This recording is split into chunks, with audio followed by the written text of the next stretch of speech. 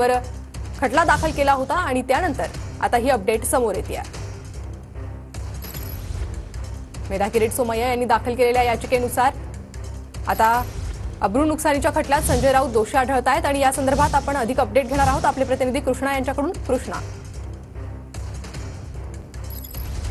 पत्नी मेधा किरीट सोमय्या यांच्या वतीनं ही माझगाव कोर्टामध्ये याचिका दाखल करण्यात आलेली होती आणि संजय राऊत यांच्यावरती आरोप करण्यात आलेले होते अब्रू नुकसानीचे। त्या संदर्भात ही मागच्या काही महिन्यांपासून सुनावणी सुरू होते आणि या संदर्भात आता माझगाव कोर्टानं निर्णय दिलेला आहे।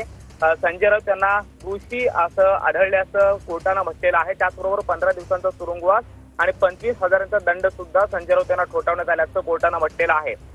सेक्शन 5च्या अंतर्गत आयपीसीच्या सेक्शन 5च्या अंतर्गत ही सगळी याचिका दाखल करण्यात आलेली होती आणि त्यावरती ही सगळी सुनावणी मागच्या काही दिवसापासून माझगाव कोर्टामध्ये सुरू होते आणि अखेर यावरती आता निर्णय दिलेला आहे।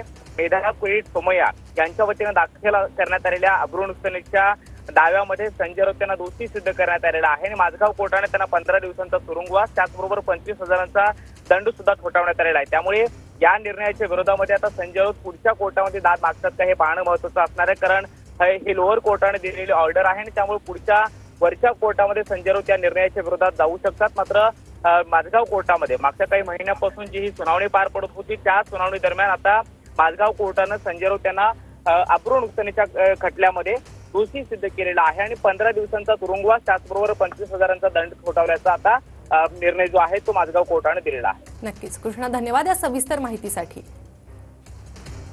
तर अब्रू नुकसानीच्या खटल्यात आता संजय राऊत यांना हे दोषी आढळलेले आहेत, त्यामुळे त्यांना 15 दिवसाचा तुरुंगवास तर 25,000चा दंड हा ठोठावण्यात आलेला आहे।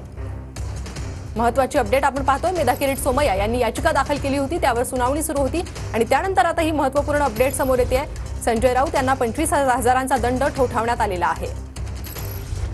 तर अब्रू नुकसानीच्या खटल्यात संजय राऊत हे दोषी आढळलेले आहे।